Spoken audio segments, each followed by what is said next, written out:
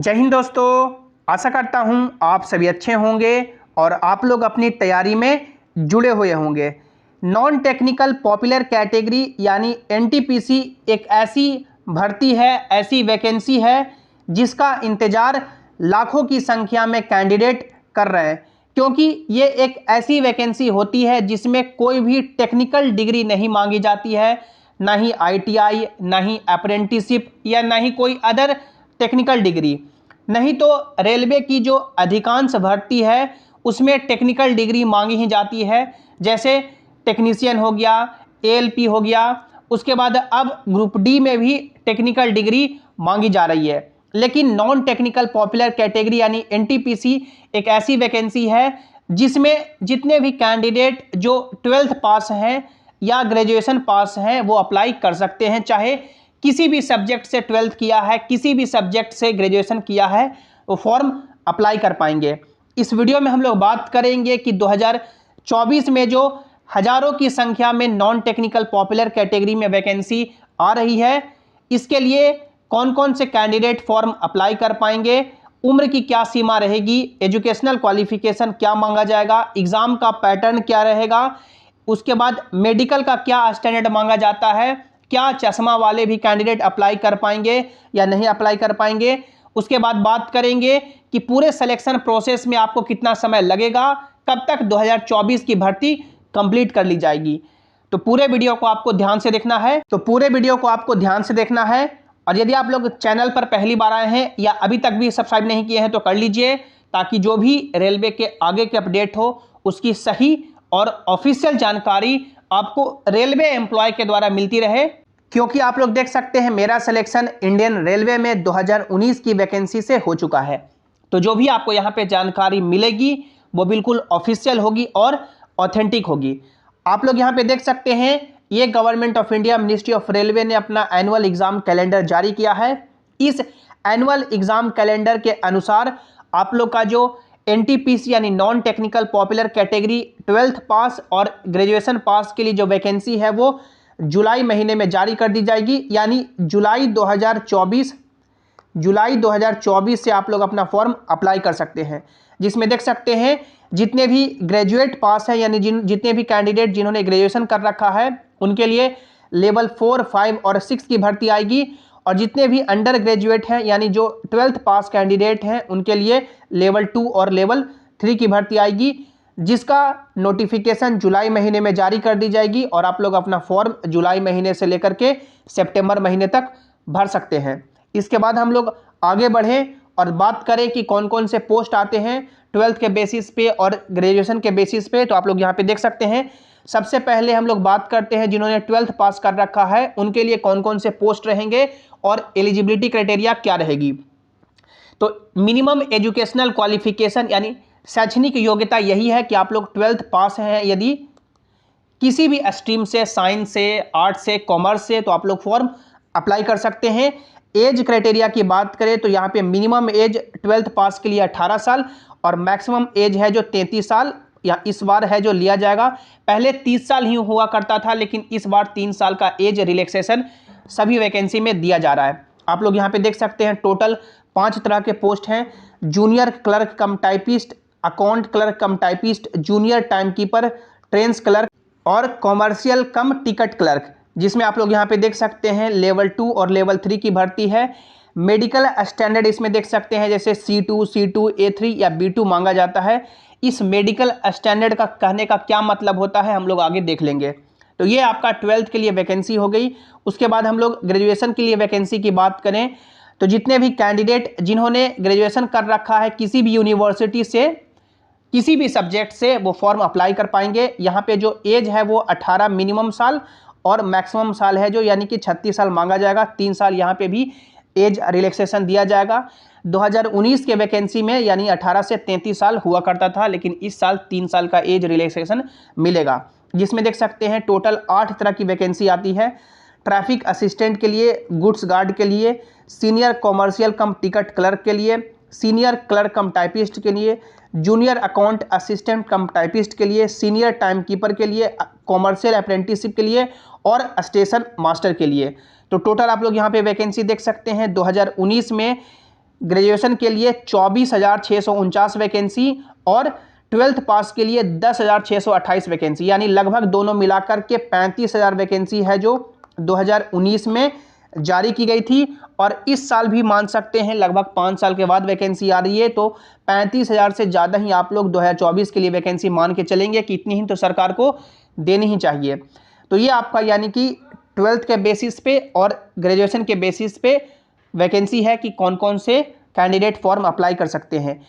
अब जितने भी ग्रेजुएट स्टूडेंट्स हैं वो 12th वाले पोस्ट भी भरेंगे और ग्रेजुएशन वाले भी पोस्ट अप्लाई कर सकते हैं, लेकिन जो 12th ही यानी कि किए हैं या जो ग्रेजुएशन अभी कर रहे हैं, कंप्लीट नहीं हुआ है, वो सिर्फ 12th वाले फॉर्म अप्लाई कर पाएंगे।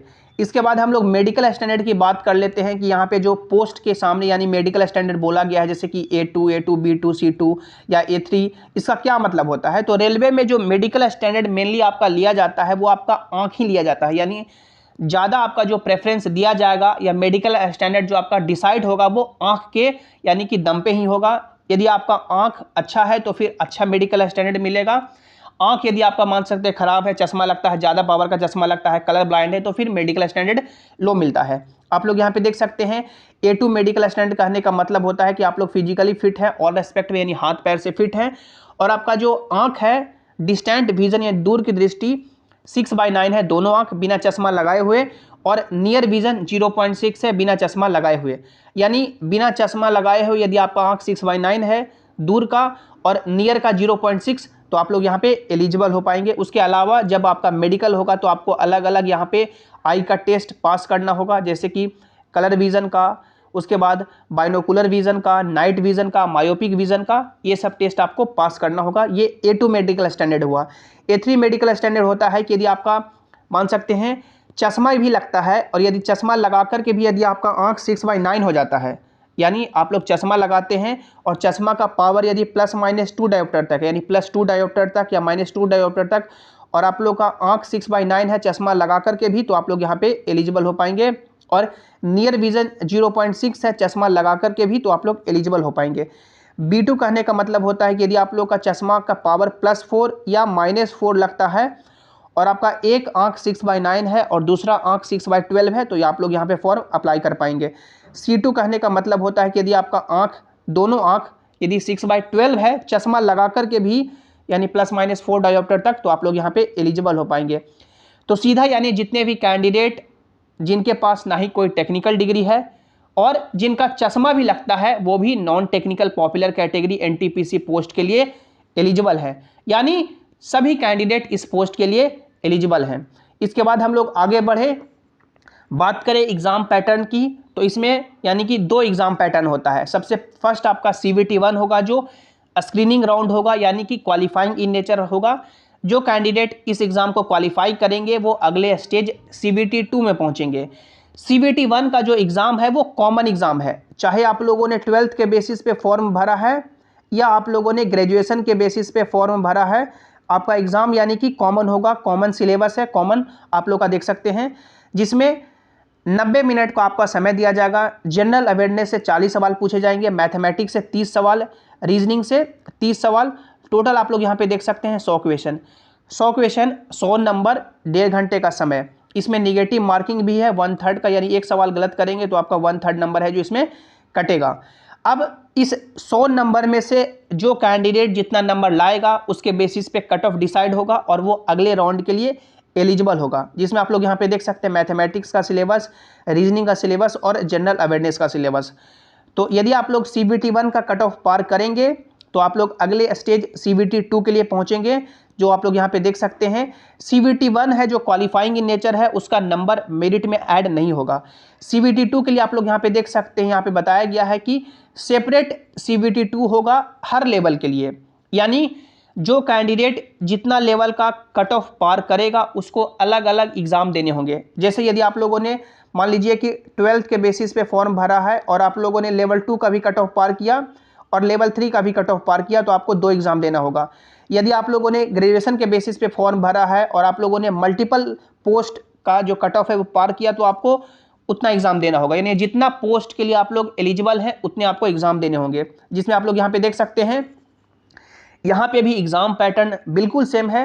एग्जाम ड्यूरेशन यानी समय आपको 1.5 घंटा का दिया जाएगा। जनरल अवेयरनेस का इस बार सवाल है जो 50 पूछे जाएंगे, मैथमेटिक्स से 35 सवाल पूछे जाएंगे और रीजनिंग से 35 सवाल पूछे जाएंगे। टोटल 120 क्वेश्चन 120 नंबर का। इसमें भी निगेटिव मार्किंग है जो आपका 1/3 रहेगा। तो ये आपका 120 क्वेश्चन 120 नंबर का रहेगा।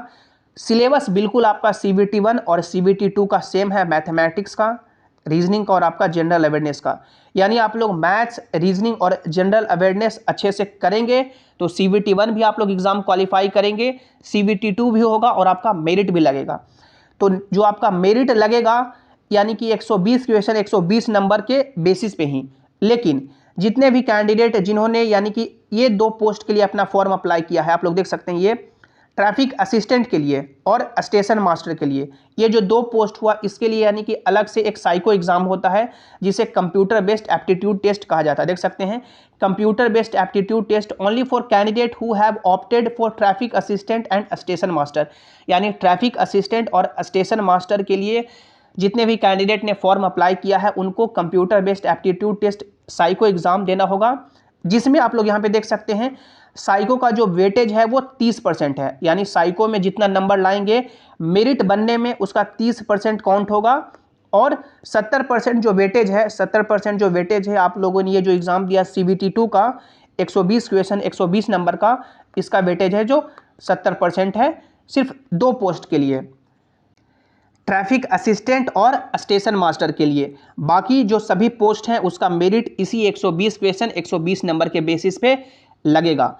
यदि आप लोग मेरिट आपका लगता है तो आपको डॉक्यूमेंट वेरिफिकेशन के लिए बुलाया जाएगा। डॉक्यूमेंट वेरिफिकेशन में क्वालिफाई करेंगे यानी सभी आपका डॉक्यूमेंट परफेक्ट रहेगा, ओके रहेगा, तो फिर आपको मेडिकल के लिए अगले दिन भेज दिया जाएगा। मेडिकल आपका क्लियर होता है तो फिर आपको पैनल आपका जारी होता है, ज्वाइनिंग लेटर आता है। तो ये पूरा प्रोसेस हुआ। तो मान सकते हैं ये जो रेलवे की भर्ती है बिल्कुल सीधी भर्ती है, ना ही कोई टेक्निकल डिग्री चाहिए और सभी कैंडिडेट इसमें एलिजिबल हैं जिनका चश्मा लगता है या आई का जो पावर है कितना भी लो है वो भी इसमें फॉर्म अप्लाई कर पाएंगे। तो ये सुनहरा मौका है कि 2024 में आप लोग सिलेक्शन ले ले और रेलवे में अपनी जॉब सुरक्षित करें। जो भी इसके रिगार्डिंग मन में डॉट है आप लोग नीचे कमेंट में जरूर पूछिएगा। वीडियो को लाइक जरूर कीजिएगा, चैनल को सब्सक्राइब कीजिएगा और सभी इंपॉर्टेंट अपडेट के लिए आप लोग टेलीग्राम जेसिंग क्लासेस से भी ज्वाइन हो जाएं ताकि जो भी अपडेट हो, जो भी नोटिस हो यहाँ पर आपको मिल सके, जिसका लिंक आपको नीचे डिस्क्रिप्शन में दे दिया गया है या आप लोग टेलीग्राम पे जेसिंग क्लासेस सर्च करके भी जुड़ सकते हैं। मिलते हैं अगली वीडियो में। Thanks for watching, have an awesome day.